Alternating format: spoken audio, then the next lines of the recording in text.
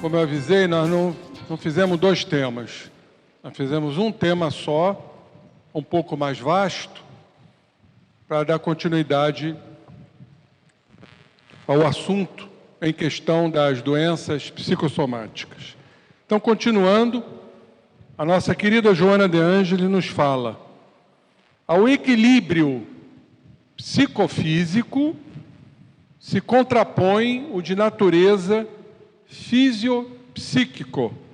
Está bem claro aí a ação da mente sobre o corpo e a ação do corpo sobre a mente, de forma que em ambas as esferas de manifestação deve predominar a harmonia, que somente é possível quando se cultivam ideias propiciadoras de esperança, de conforto moral e de satisfação pela existência humana.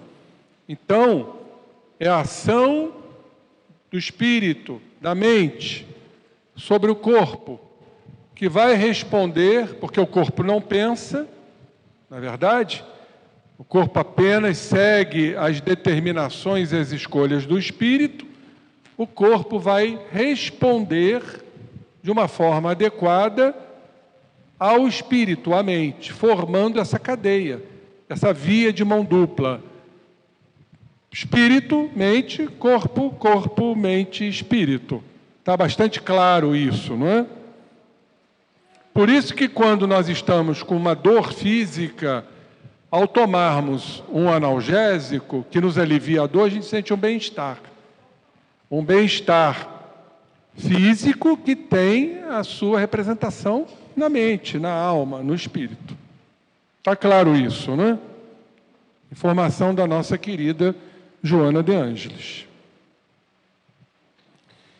Então ela diz: cientistas modernos da área avançada da física quântica entenderam por concluir que a antiga dualidade espírito-matéria deveria ser sintetizada na unidade, a que denominaram soma-significação. Então é essa visão holística, e não uma divisão separada.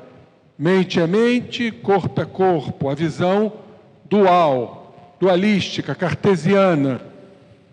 Nós somos esse todo. É o corpo sofrendo a ação, né, do espírito, da mente, e que responde a esse espírito, a essa mente, adequadamente ou não. Através de cuja integração os correspondentes mentais se instalariam no corpo e as condutas orgânicas se refletiriam no psiquismo, no ser psicológico. Então, está bastante claro isso, né, em que foi denominado soma-significação. Essa visão de totalidade, essa visão holística. Então vamos entrar no professor Jorge Andréa, que não está presente, para abrilhantar o nosso estudo das doenças psicossomáticas.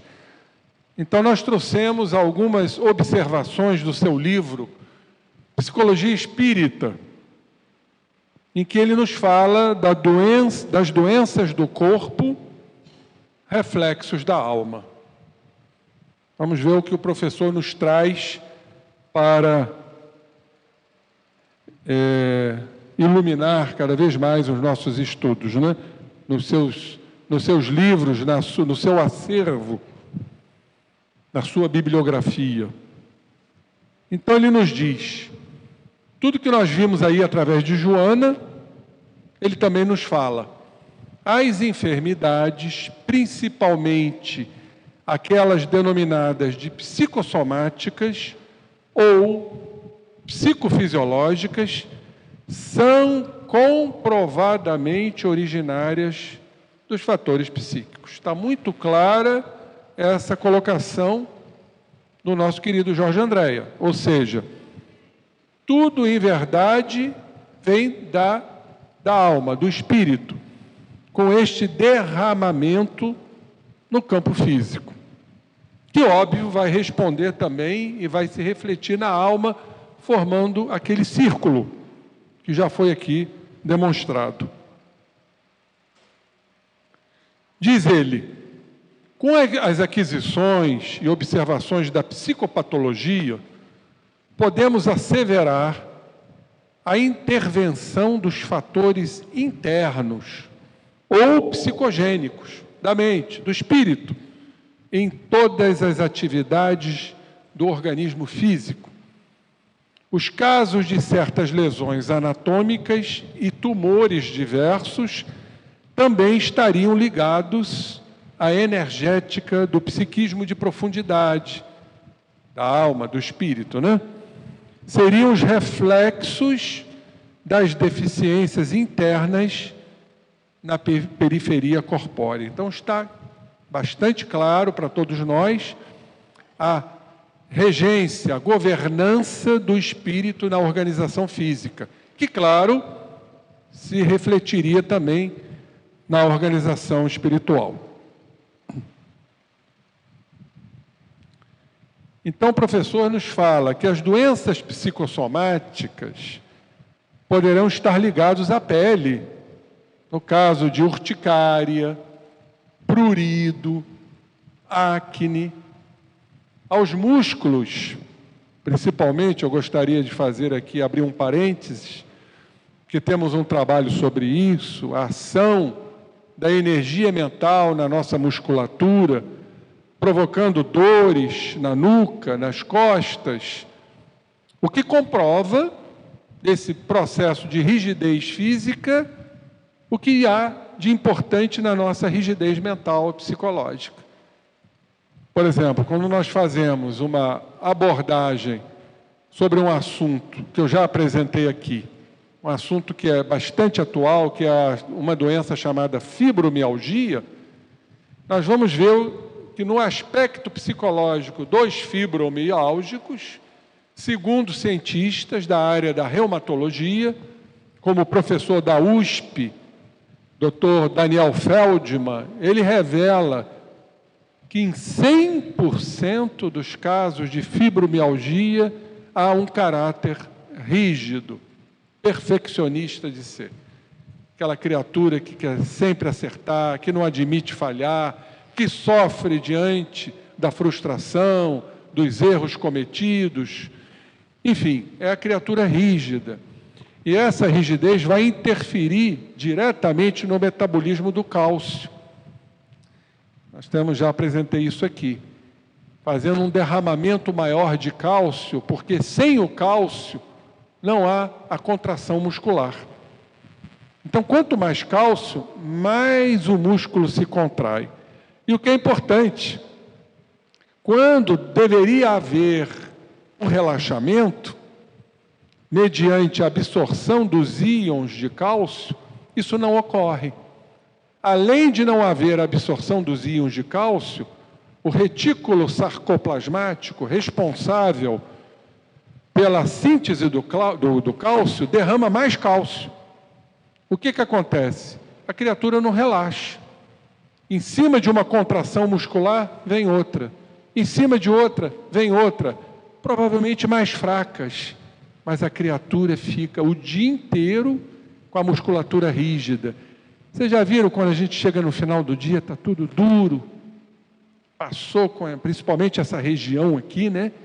Onde nós temos o trapézio, o músculo romboide, fica tudo endurecido, porque não houve um relaxamento, não houve absorção ideal de cálcio, pelo contrário.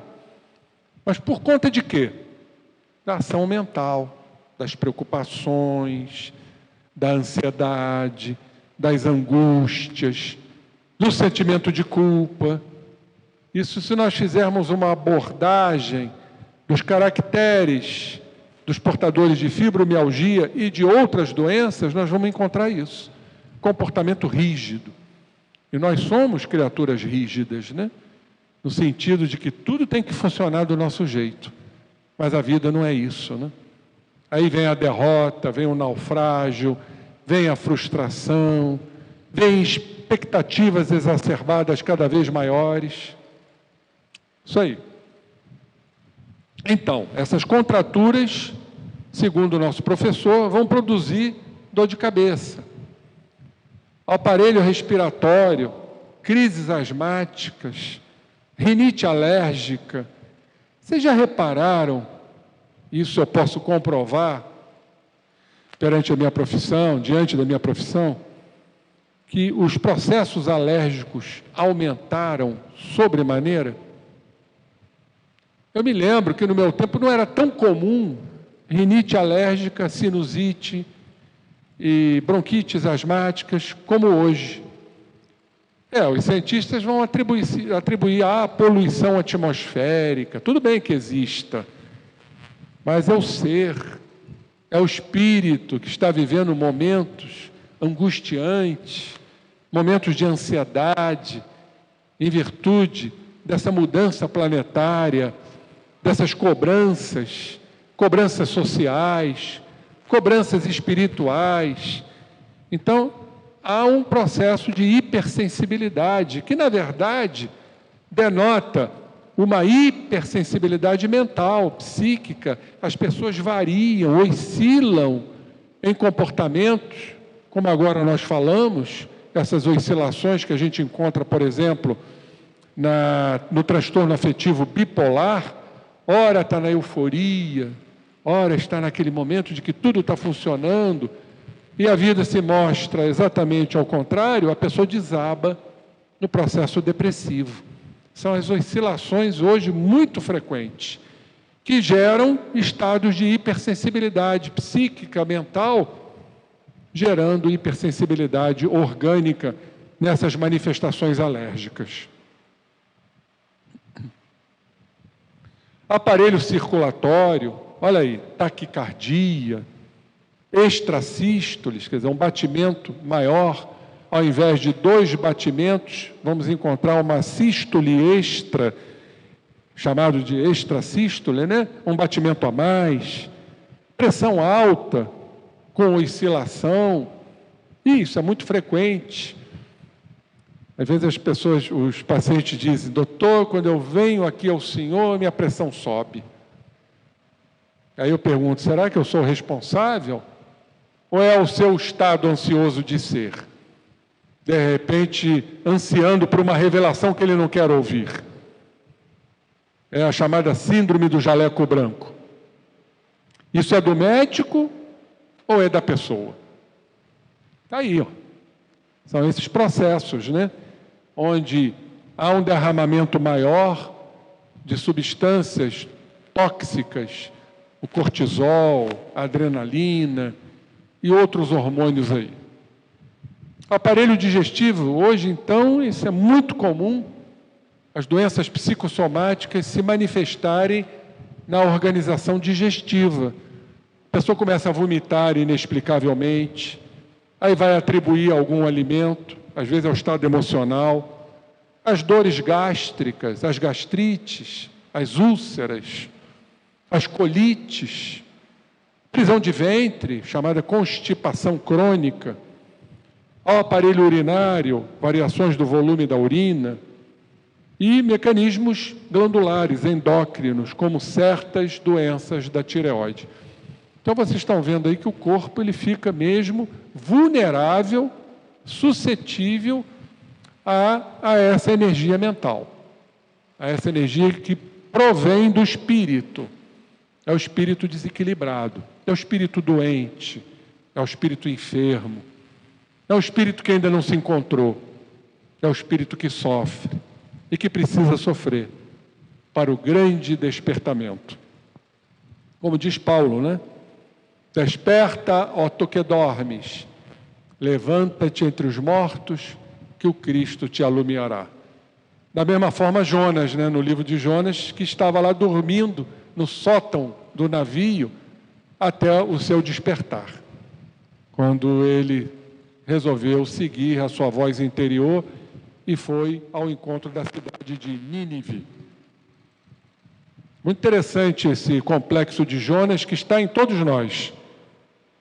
Nós tememos a nossa grandeza, por isso que nos acomodamos na nossa pequenez, porque é útil para nós, né? Ficarmos no que a gente conhece, mesmo sofrendo. Só que esse sofrimento vai se potencializar e a gente vai ter que acordar de qualquer maneira. Olha o retratinho dele aí. E ele nos diz: por tudo, vê-se a importância desses mecanismos espirituais, chamados psicogênicos, em deságue na organização física, representando uma tela de escoamento. Por isso que a gente diz que o corpo é o filtro da alma, para ter um equilíbrio. O espírito precisa do corpo para escoar essas energias. É como se tirasse a mochila das costas e o corpo padece. Então, para haver exatamente esse equilíbrio de forças. O espírito divide com o corpo as suas angústias. Até a gente acordar, né, gente? O professor diz: no córtex cerebral estariam as funções da consciência. É quando nós entendemos a razão, a lógica, mediante nossas inteligências, que normalmente se aprimoram em primeiro lugar. Está lá no Livro dos Espíritos. O progresso moral, ele secunda o processo intelectual. Precisamos primeiro conhecer, para depois compreender. E aí, então, vem a resignação, a aceitação, a paciência, a tolerância, para nos aceitarmos. É aquela escada de Emmanuel que eu sempre cito e gosto. Emmanuel diz: tudo é experiência. Tudo é uma experiência indivisível, intransferível, pessoal. Através da experiência, nós vamos conhecer aquilo que experienciamos. E através do conhecimento, nós vamos começar a compreender. Compreender por que eu sofro, compreender por que estou doente, compreender por que determinadas situações acontecem em minha vida. E aí, mediante a compreensão, achamos tudo justo. Tudo é justo dentro da lei de Deus. E esse processo de entendimento acontece no córtex cerebral, onde estariam as funções da consciência representativas do ser, onde as diversas associações e recordações traduzem as vivências do dia a dia. Os problemas tensionais, estressantes, ligados à vida do indivíduo, poderiam deslocar-se para as zonas mais baixas do cérebro, alcançando a base cerebral, na chamada zona hipotalâmica. O hipotálamo é a estrutura cerebral sem mielina, é a mielínica, nós vamos falar isso se der tempo, aonde ali se expressam as nossas emoções. O hipotálamo, eu vou mostrar aqui a vocês, é a região das emoções. É o segundo andar do cérebro, ou do encéfalo. Tronco cerebral, dos instintos, a zona límbica das nossas emoções, também nos mamíferos, e a zona que compete só ao homem, que é a zona cortical, o neocórtex, onde há a elucidação, onde há o senso moral, a análise, a racionalização das coisas. Então, o professor diz que o córtex cerebral, onde está a consciência, também se desloca para a zona das emoções, do diencéfalo, a zona hipotalâmica, e transmitir através de seus nervos. Nós temos os neurônios, que representam o pensamento, e temos as células da glia, aonde ali se expressam as nossas emoções, que são mais lentas. Eu já mostrei isso aqui, gente. É porque as emoções é igual a maré, igual uma onda que vem e que se demora. Por conta de quê? Nós precisamos lidar com as nossas emoções. Por isso que a mágoa fica, às vezes uma existência inteira, e o espírito leva com isso, leva para a pátria espiritual essa mágoa, retorna com essa mágoa, porque ela se impregna ali. A mágoa, a culpa, a raiva, a intolerância, a impaciência, é lenta. Porque não há impulso elétrico nas células gliais. Porque nós precisamos olhar, trazer os nossos pensamentos para os sentimentos, entendê-los, compreendê-los, analisá-los, e aí então nos propor a mudança. Se eu estou sentindo mágoa, observo esta mágoa dentro de mim, o que o meu pensamento racional, equilibrado, mais maduro me proporciona? A necessidade de quê? De perdoar. Se eu sinto culpa, ela está presente em tudo, me culpo. Até se eu piso numa formiga, eu fico me culpando. A culpa está ali presente, em toda a minha vida. O que eu preciso fazer? Com mais maturidade, com mais equilíbrio, com mais bom senso, voltar o meu pensamento e entender a minha culpa. Se eu entendo a minha culpa, o que eu preciso fazer? Me perdoar, me arrepender. Mesmo que eu não erre, mas eu penso que errei. Então perdoe-se da mesma forma. Gente, é esse o trabalho que a própria neurociência nos traz, nos mostra. O que nós precisamos fazer verdadeiramente na vida? Nos aprimorarmos. E não há aprimoramento se não houver transformação moral, que acompanhe a inteligência, secunda, melhor dizendo, a inteligência. Então, eu conheço e depois eu passo a compreender. E aí, então, isso é transmitido pelos nervos, coadjuvados pelas excitações de nossas glândulas, as ondas destoantes, desencadeadoras das doenças.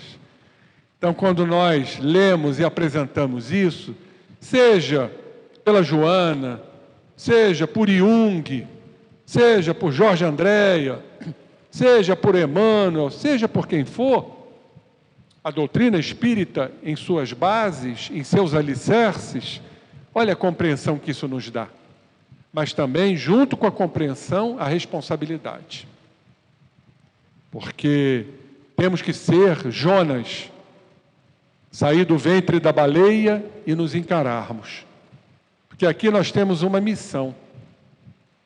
Haja vista o que Erasto nos traz no Evangelho segundo o Espiritismo. A missão dos espíritas. Ide e pregai. Vós sois os eleitos de Deus. Olha só a responsabilidade que Erasto nos coloca.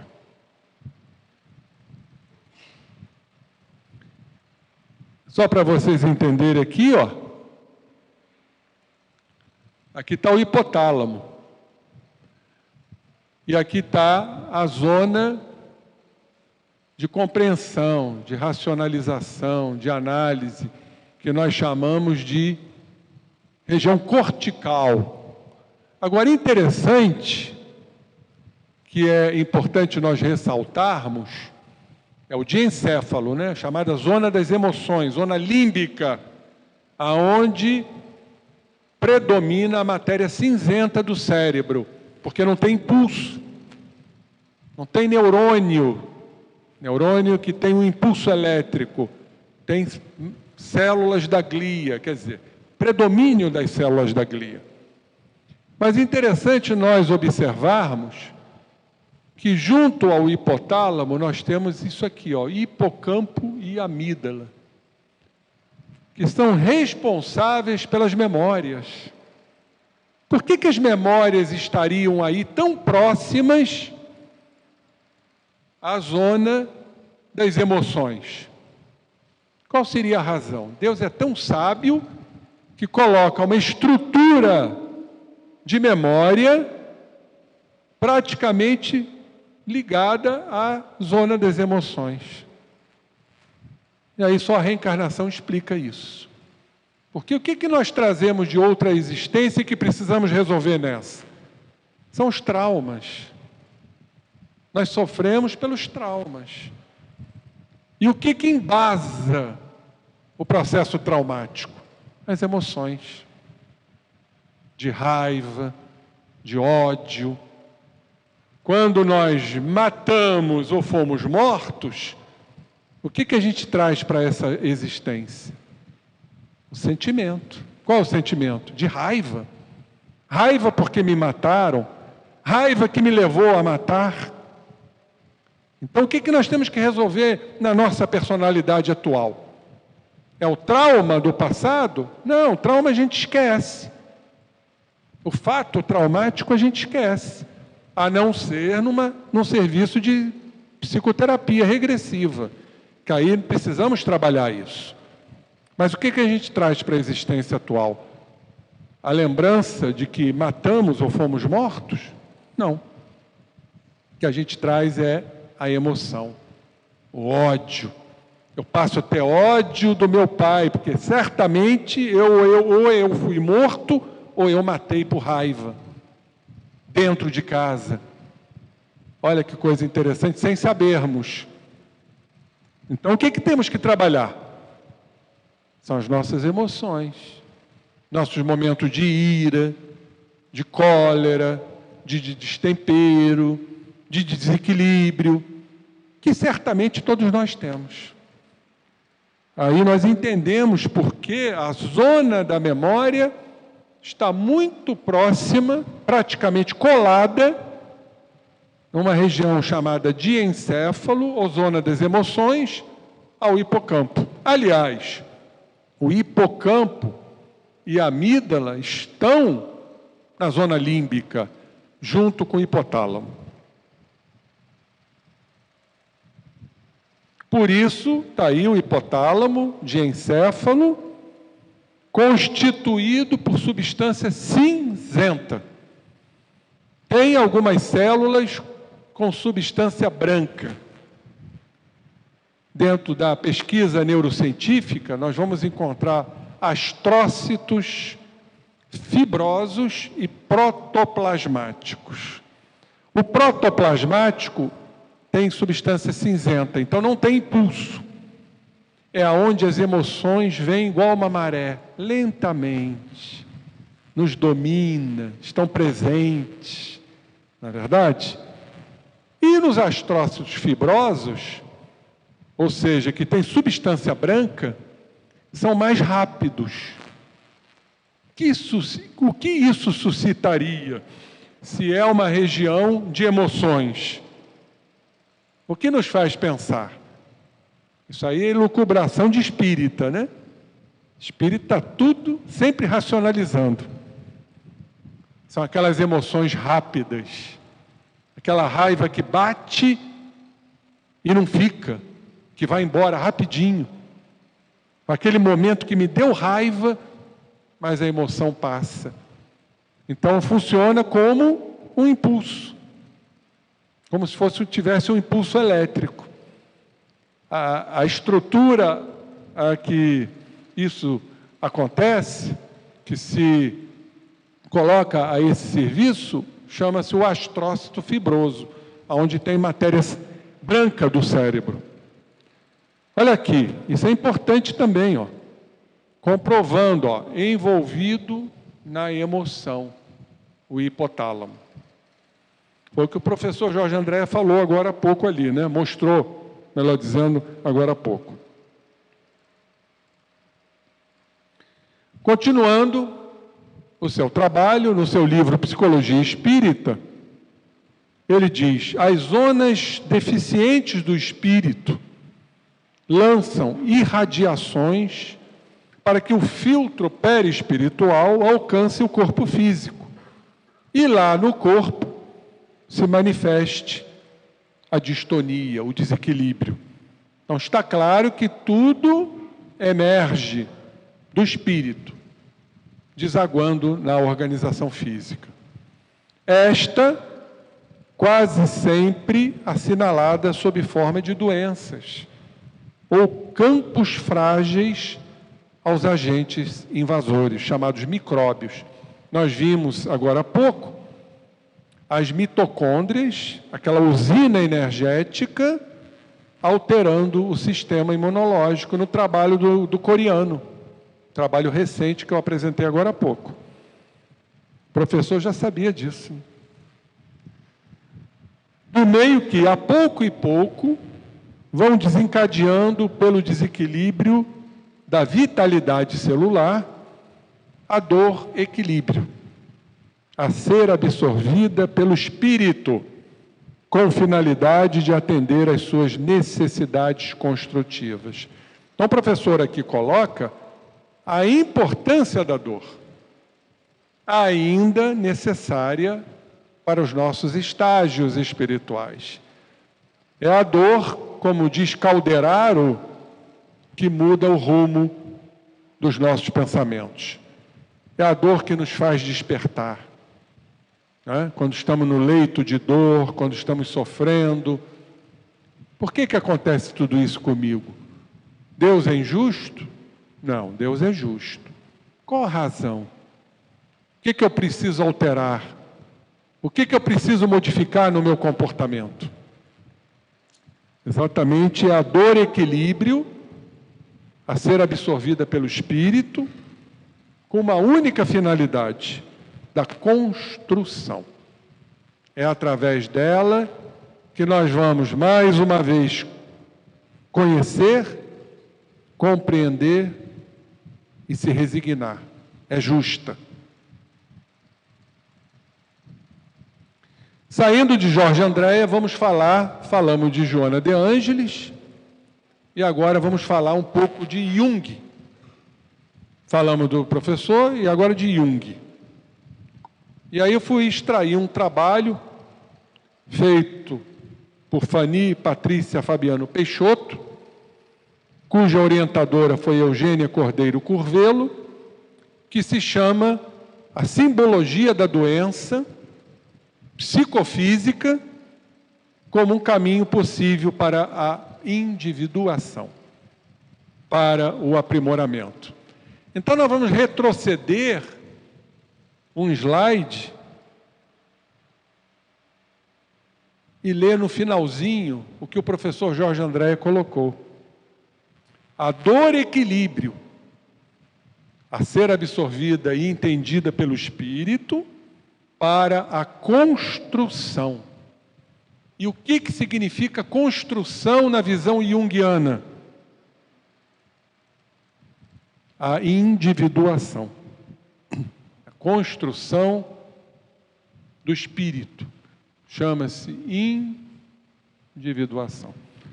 Então, linguagens diferentes, mas com a mesma conotação. A mesmíssima.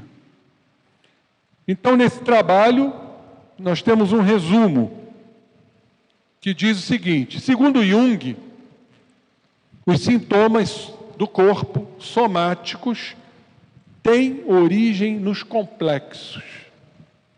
E isso poderá provocar alterações fisiológicas, ou seja, no corpo, e também mentais, espirituais, psicológicas, dentro de uma sincronia, sincronicamente. Olha que interessante. Seriam alterações psíquicas e físicas ao mesmo tempo. É o que nós estudamos até agora. A ação do espírito sobre o corpo que responde ao espírito. Como é o nome disso? Sincronia. Perfeito? E o que são complexos na visão do Jung? São blocos independentes, energéticos das nossas experiências, diz Jung. São imagens psíquicas, mentais, espirituais, carregadas de emoções, afetividade.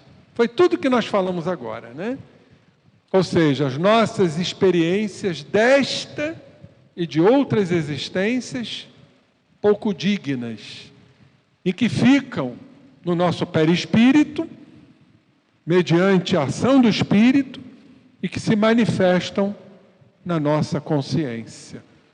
São os complexos que emergem, que, como diz a doutora Nise, fazem pressão de baixo para cima, se manifestando na zona consciente.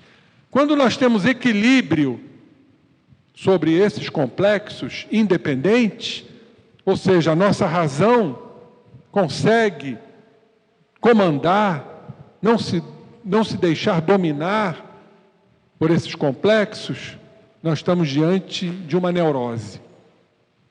Ou seja, uma culpa, um medo, um sentimento não nobre, pouco digno, mas aí eu me controlo pela minha razão, pelo meu equilíbrio.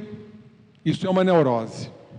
Mas quando esses complexos invadem minha mente consciente, criando um outro eu, há uma dissociação, há uma fragmentação, nós estamos diante de um surto psicótico.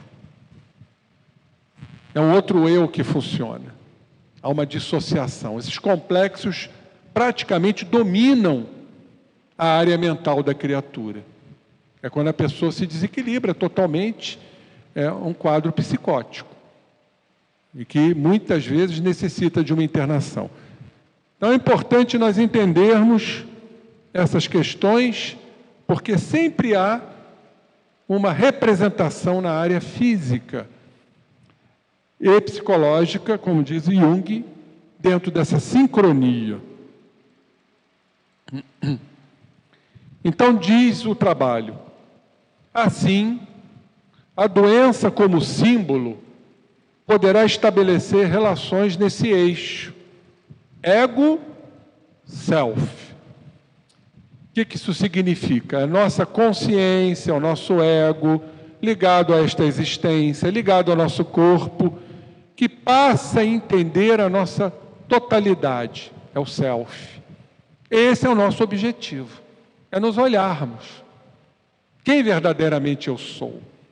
E não ficar buscando as fugas, os mecanismos protetores do ego, quando eu finjo ser alguém, quando verdadeiramente eu não sou esse alguém.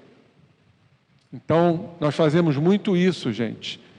Quando essa ponte não se estabelece entre o ego e o self, nós ficamos enquadrados no que chamamos de processos hipócritas de ser inconsciente. Ou seja, as personas, as máscaras protetoras, e nós elaboramos vários tipos de máscaras, como, por exemplo, o julgamento, a projeção da minha imagem no outro. É quando eu julgo, é quando eu critico. Fazemos isso o tempo todo. Então, se eu critico, vamos supor, uma pessoa usura, uma pessoa muito econômica, é porque eu trago essa imagem dentro de mim. Imagem essa que às vezes pode estar ligada à vida passada. Então aquilo me incomoda. Inconscientemente eu projeto isso, faço a transferência para outra criatura. Então nós vivemos essa separatividade do ego com a nossa realidade. E qual é a função do ego? Até para não ter doenças, até para que isso não se espraie, não se manifesta na organização física, é nos olharmos o tempo inteiro, como nos recomenda Santo Agostinho, no Conheça-te a ti mesmo, do Livro dos Espíritos. Fazermos aquela avaliação todos os dias, na calada da noite, o que eu fiz, o que eu poderia ter feito, sem culpas. Se eu errei, vamos nos perdoar, vou tentar melhorar. É esse o nosso trabalho. Na calada da noite, quando a glândula pineal trabalha profusamente, a glândula da mente, do espírito, a glândula do pensamento, é esse o nosso objetivo. Olha só, procurando, diz o trabalho, tornar consciente material até então inconsciente. Aquilo que está represado na zona inconsciente, na zona do espírito, e que se manifesta na zona consciente. Então, é o consciente analisando o inconsciente. Porque se mudarmos, ou pelo menos iniciarmos um trabalho de mudança do nosso inconsciente, pela consciência, nós vamos traduzir isso positivamente, colocando na nossa mente inconsciente valores esses que são conquistas da alma. Então, nosso grande objetivo é esse, é conscientemente trabalhar o que está no inconsciente. Busca-se, desta forma, entender essa relação como caminho para a ampliação da consciência dentro do processo de individuação, que é o processo de aprimoramento, de crescimento da alma, do espírito, no seu périplo reencarnatório. E Jung dá essa definição no seu livro, A Natureza da Psique, sobre o complexo. Diz ele, um complexo é a imagem de determinada situação psíquica com acentuada carga emocional. E, além disso, incompatível com a atitude da consciência, habitual da consciência. Quer dizer, se entrechoca. Mas se nós trabalharmos a consciência, saberemos lidar melhor com esses complexos. Por isso que o Jung diz que não temos que ensinar aos nossos doentes eles se verem livres da neurose, mas travar contato com elas, né, as neuroses. Ou seja, conosco mesmo. Então, esse complexo é exatamente essa energia carregada de emoções. E aonde isso vai se manifestar na zona consciente? Nós já vimos agora, na zona límbica, na zona do hipotálamo, aonde ali se manifestam as nossas emoções, impregnando essa região do cérebro, para que possamos, não é só sentir a dor emocional, sofrer, mas entender. O processo cerebral é um processo de entendimento, de compreensão da dor, do sofrimento, minimizando esse sofrimento através da compreensão.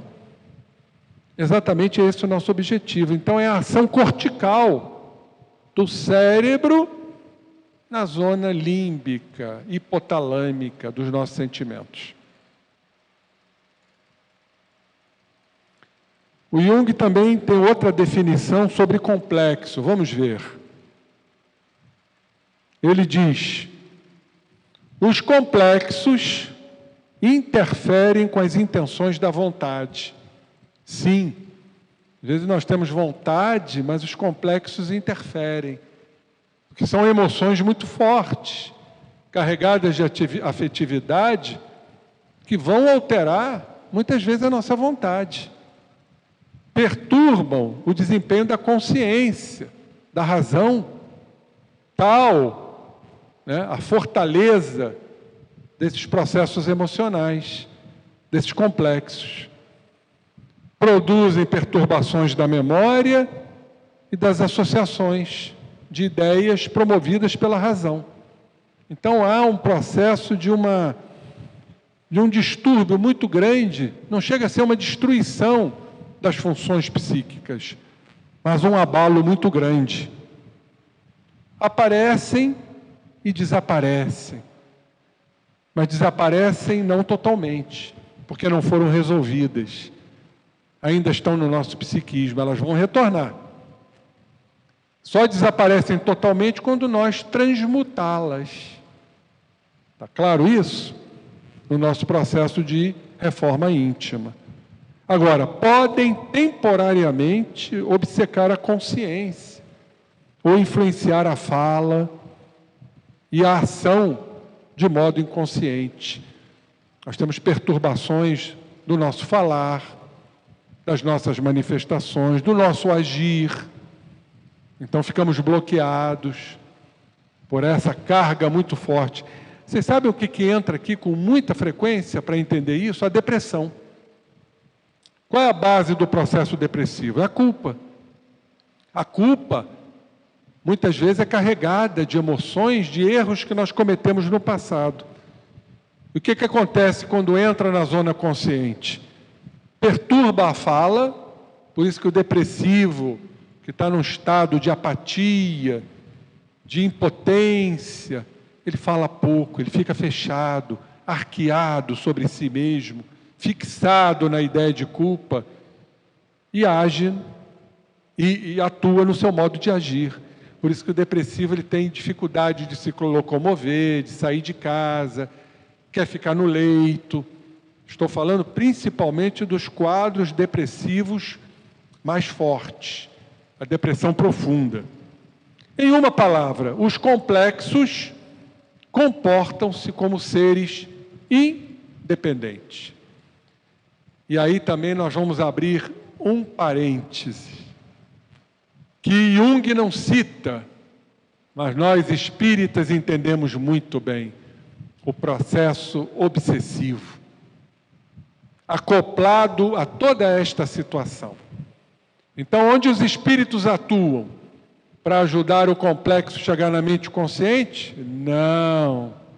Eles atuam nos pensamentos, atuam nas emoções, pela lei da afinidade, fazendo com que essa culpa cresça, que este medo cresça, e por crescer, ele adentra a região da consciência.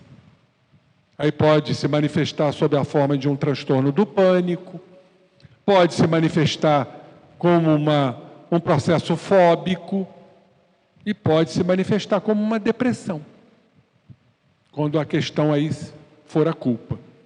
Então, está claro aí nesses processos dos complexos, a atuação espiritual também.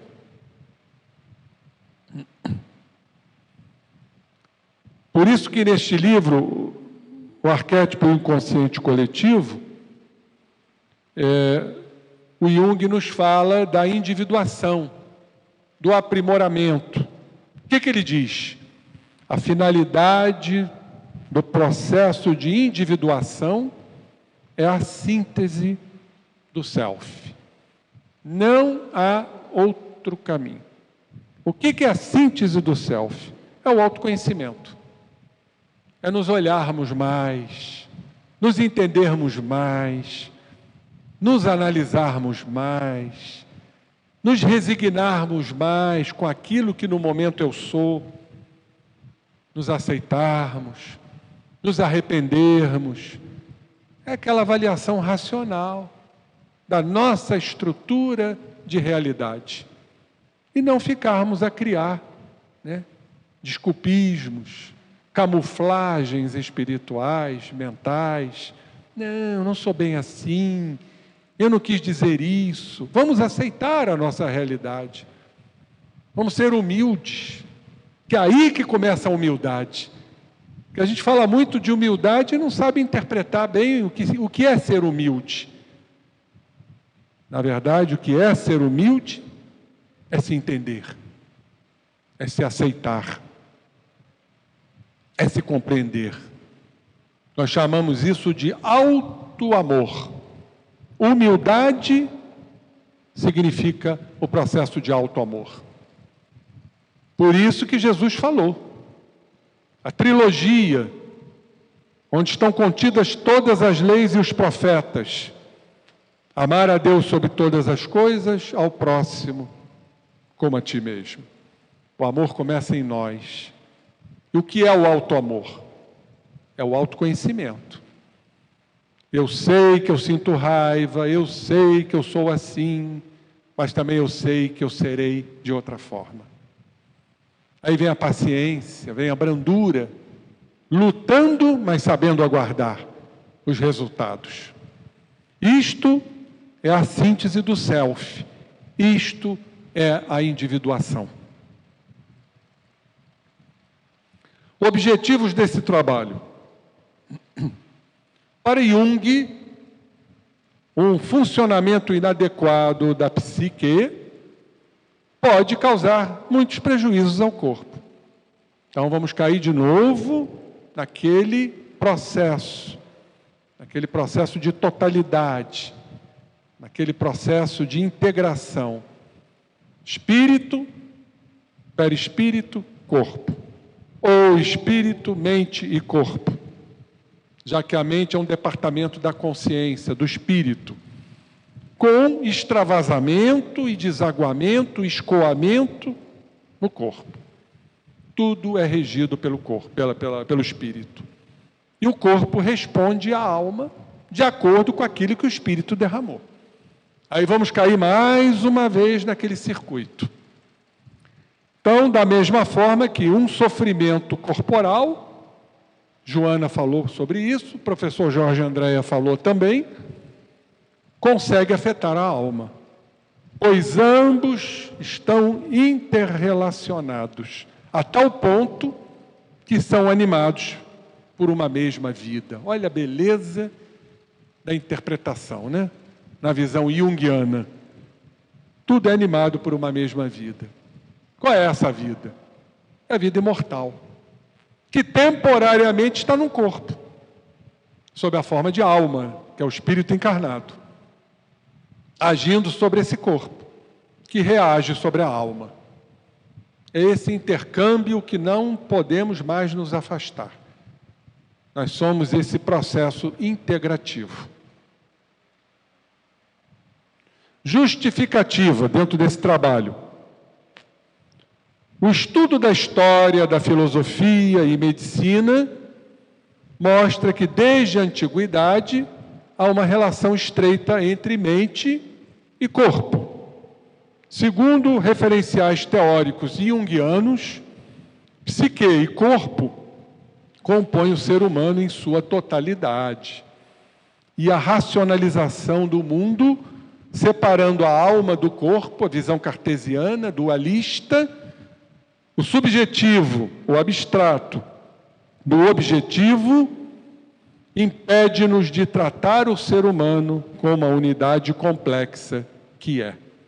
Então, vocês estão vendo, caros irmãos, a importância desse entendimento. Não somos seres separados. Espírito é espírito, corpo é corpo. Nós estamos nesse processo único, uníssono, orquestral. Corpo, espírito, perispírito e corpo. Unidos pela própria lei da sintonia. O espírito agindo no perispírito que age sobre o corpo. Que foi formado por esta governança, chamada espírito, que vai ter um corpo adequado no seu processo evolutivo e depurativo. A expressão da percepção, isso está nesse trabalho de Ramos, a psique do corpo, a dimensão simbólica da doença, para quem quiser, editora Sumos, 2006, vai encontrar esse trabalho.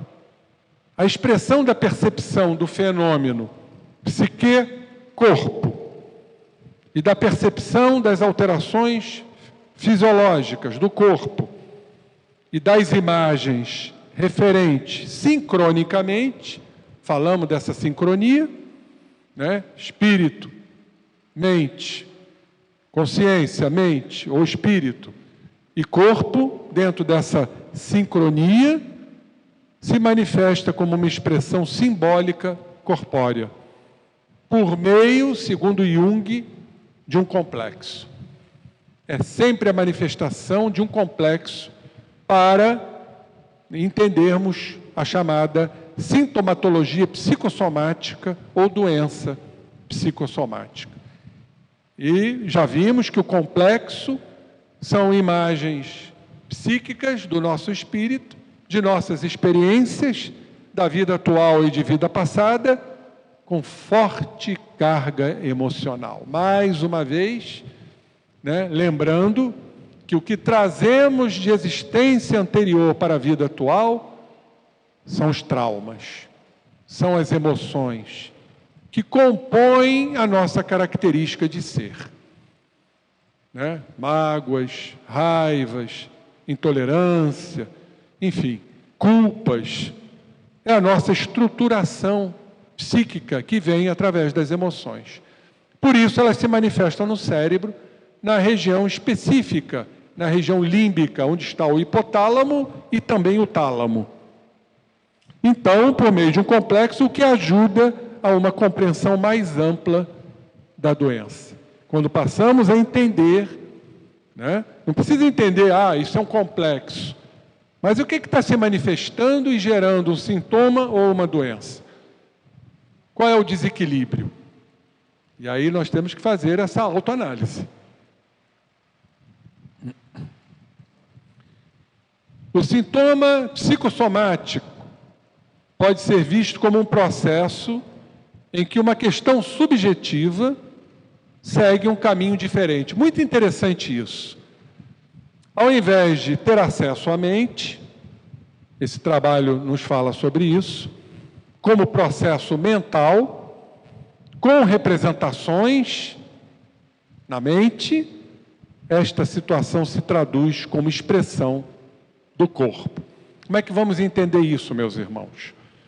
As nossas experiências traumáticas, os nossos caracteres desta e de outras existências, nem sempre vêm à mente. Nem sempre nós entendemos.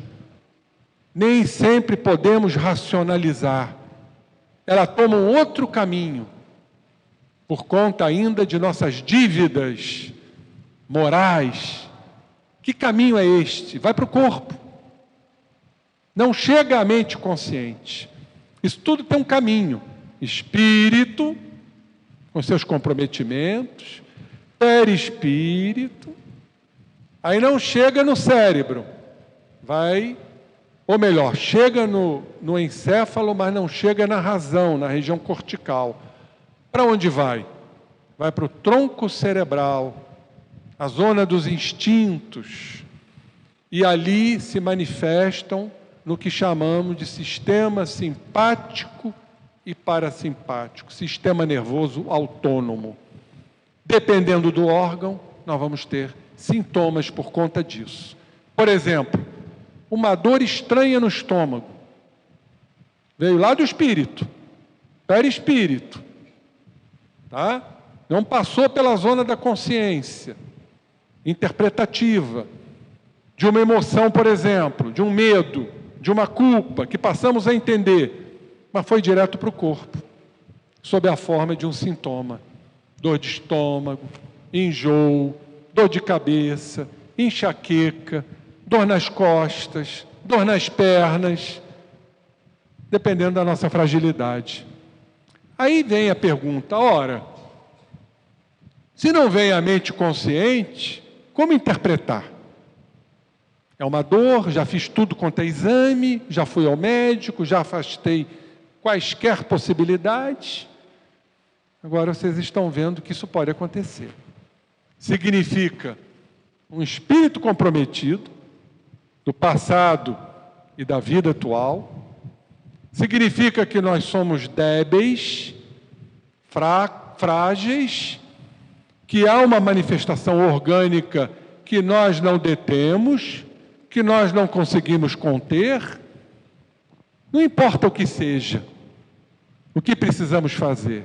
Continuar o nosso trabalho de transformação. Continuar atentos e vigilantes às nossas manifestações. Aquelas que entendemos, aquelas que conseguimos racionalizar. É por aí o caminho, porque é pela consciência que nós vamos mudar o nosso inconsciente. Isso é muito claro, mesmo que não consigamos interpretar, como está dito aqui, né, os sintomas psicossomáticos que não passam pela consciência. Nesse trabalho aqui, Doenças do Corpo e da Alma, de Ávila, é interessante como ele nos coloca. O sintoma psicossomático pode ser visto como um capítulo da história do sujeito, que não pôde ser escrito psiquicamente, e que tomou a forma de um hieróglifo, inscrito e manifesto no corpo. Quer dizer, é o sujeito que não entendeu, não interpretou, não passou pela mente consciente, mas se instalou e se manifestou no corpo. O processo somático físico ocupa o lugar do processo psíquico. No sintoma psicossomático, uma questão subjetiva, abstrata, espiritual, se apresenta no corpo, ao invés de se representar. Não há uma representatividade mental, de entendimento, de compreensão. Ele diretamente vai se apresentar na organização física. Até para a gente despertar também. Que eu preciso ver, abaixar um pouquinho, né? A minha vaidade, o meu orgulho, o quanto ainda eu sou frágil. Pessoas aí, né? Prepotentes, nariz empinado. Aí começa a ter manifestações físicas, para ver se ele entende um pouquinho, né? Que ele é um ser frágil, que isso tudo é efêmero, que isso tudo é passageiro. Mas muitos nem assim, infelizmente, acordam.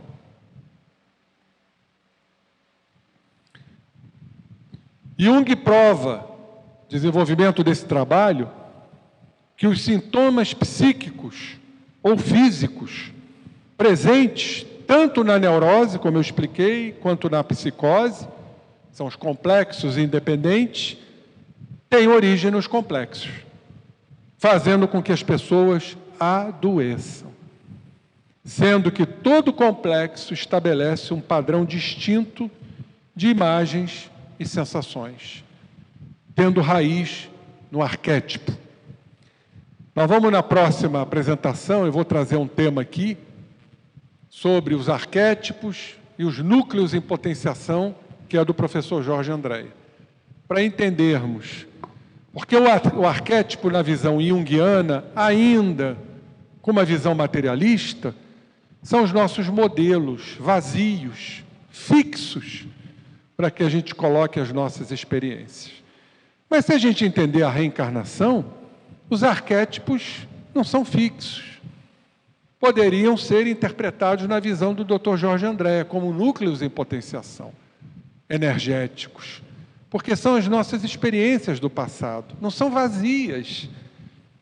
Então, Jung diz que pertence ao inconsciente coletivo, mas ao inconsciente coletivo, a nossa ligação com a humanidade, com o passado, mas também ao nosso coletivo reencarnatório, com as nossas experiências.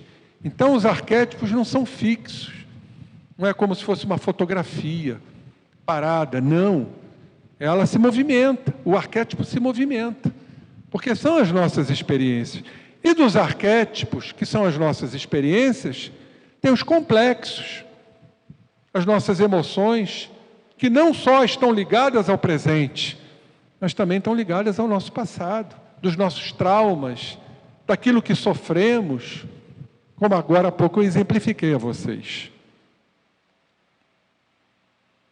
Demonstra, então, ser o corpo a base do ego, como complexo, que se escoa na organização física, pois ambos são compreendidos como uma integralidade das sensações, pelas quais o corpo é percebido, que a manifestação é física, como sintoma, ou como uma doença psicossomática, de forma que as emoções e os eventos psíquicos mantém relação mútua com o sistema fisiológico, o sistema do corpo. Aquilo que foi dito. É a psique derramando no corpo que responde à psique, que responde ao espírito. Essa via de mão dupla.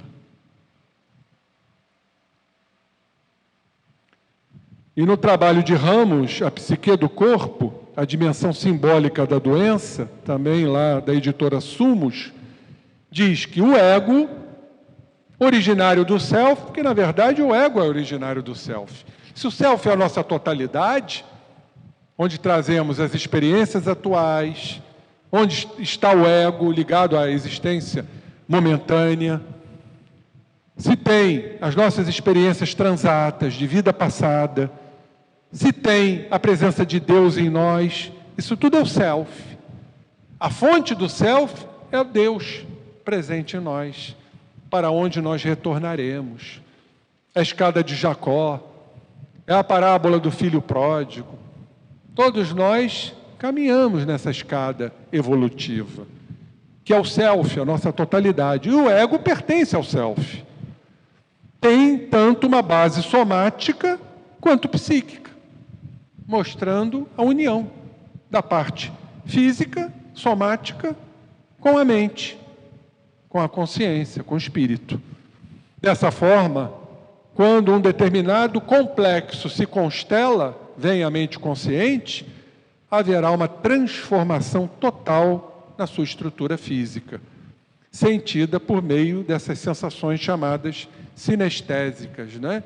Ou seja, às vezes com dois tipos de sensações ao mesmo tempo, no olhar, na audição, no tato, na parte sensorial do corpo. E o Jung, no livro A Natureza da Psique, nos fala do arquétipo, que eu vou voltar a esse assunto na próxima apresentação aqui.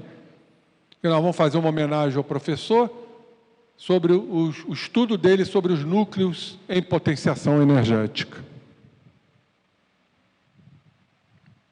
Então Jung diz, acho isso muito bonito para a interpretação do nosso tema de hoje, das doenças psicossomáticas.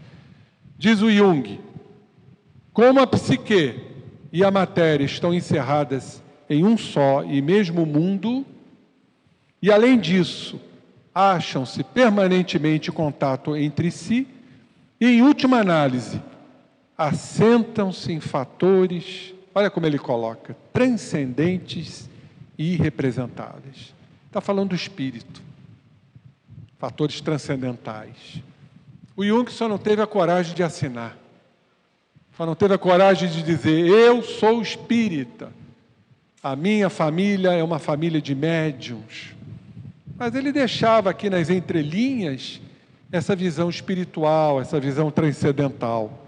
Diz ele, há não só a possibilidade, mas até mesmo uma certa probabilidade de que a matéria e a psique sejam dois aspectos diferentes de uma só e mesma coisa. Que coisa bonita. Está muito claro aqui, né? Dessa totalidade. Matéria e psique estão apenas separadas por dimensões. A dimensão física e a dimensão psíquica, mental, consciencial, espiritual. Da mesma forma que a matéria física, corporal, que está pronta para a vida, precisa da psique para tornar-se capaz de viver. Olhem só, a matéria só vive sob a ação do espírito, que anima a matéria, que anima a matéria através do fluido vital, que lhe dá vida. Sem o espírito não há vida material, é o que o Jung aqui nos coloca no seu livro. Assim também, a psique pressupõe o corpo, para que suas imagens possam viver. Está muito claro aqui como Jung coloca. O corpo precisa das imagens psíquicas, oriundas do espírito, e o espírito atua sobre a matéria para que a matéria viva. Atua sobre o ectoplasma, o fluido vital, para conferir à matéria vida, sabendo que o fluido vital, o ectoplasma, pertence ao feixe perispirítico, que é o corpo do espírito. Vejam que beleza. E nós vamos encerrar com esse último slide de Joana, que diz o seguinte: exatamente tudo que nós mostramos aqui, desse campo emocional hipotalâmico, aonde se expressam as nossas emoções. Olha que importância, exatamente nessa região das emoções, do diencéfalo, da zona límbica, onde está o tálamo e o hipotálamo, ela diz, é a sede de união entre o corpo e o espírito. Está muito claro aqui para nós que nós somos movidos pelos sentimentos. É o sentimento que nos faz exatamente estar nessa existência para sabermos trabalhar os sentimentos. Sairmos dos sentimentos negativos para aportarmos o sentimento maior da alma, que é o amor. Está claro. Se nós formos na neurociências, é lá no hipotálamo, no núcleo paraventricular, que há a síntese do hormônio do amor, a oxitocina. Então, a região nobre do cérebro é a zona das emoções, e é onde o espírito se une ao corpo, mostrando claramente a importância das nossas emoções, dos nossos sentimentos, sob os auspícios maiores do amor. E lá, diz ela, há um expressivo volume de neuropeptídeos, ou seja, de dopaminas, de serotoninas, mas também do hormônio do estresse, lá no hipotálamo. Ou vamos sofrer por conta do estresse, da ansiedade, da angústia, da depressão, ou vamos amar. São as nossas escolhas, que nessa área seria específica para os mesmos, embora se encontre em outros setores do organismo, no estômago, onde realmente há uma atuação energética muito forte, no intestino, no cérebro, conforme definido. Estariam aí, diz Joana, para encerrarmos, os circuitos de ligação entre os dois polos, o corpo, o material e o espiritual. Então, que nós possamos, queridos irmãos, entendermos todas essas lições para fazermos nossas escolhas, nossos caminhos, e com isso, desenvolvermos o que há de mais importante para nós, ainda espíritos encarnados no regime de provas e expiações, a saúde integral, a saúde psíquica e, consequentemente, a saúde física, que irá gerar também, alimentar, nesse circuito de via dupla, a saúde espiritual. Que Jesus nos abençoe e mês que vem estaremos novamente juntos. Muito obrigado.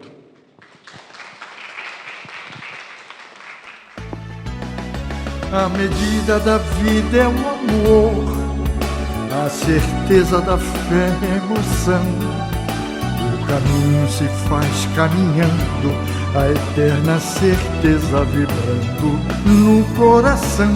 100 anos de vida para festejar, a obra do tempo irá guardar a imagem do homem, do bem que ele faz. Parabéns, parabéns, muitas felicidades, saúde e paz. Companheiro, um abraço imenso e paz para todos. Jorge Andréia, cientista pioneiro da medicina do futuro.